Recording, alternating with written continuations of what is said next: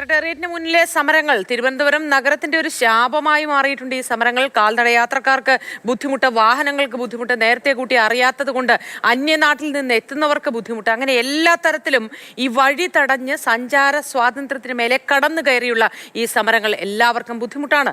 സർക്കാരിനെതിരെ സമരം ചെയ്യാൻ പൊതു ഇടം വേണമെന്ന ആവശ്യം അതുകൊണ്ട് തന്നെ ശക്തമാണ്. സമരം ചെയ്യാൻ പരിമിതമായ സ്ഥലങ്ങളെ ഉള്ളൂ എന്ന് ജോയിന്റ് കൗൺസിൽ സംസ്ഥാന സെക്രട്ടറി ജയചന്ദ്രൻ കല്ലികൽ പറയുന്നു. സമരങ്ങൾ മറ്റെവിടെ നടത്തും?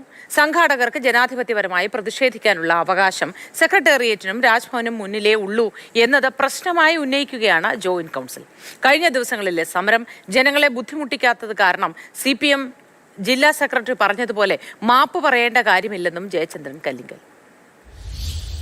ആ വേദിയും തയ്യാറാക്കിയതുപോലും ഒരു 10-100 മീറ്റർ ഒരു ഫുട്പാത്തിനകത്തേക്ക് ഉണ്ടായിരുന്നുള്ള യാഥാർത്ഥ്യമാണ്.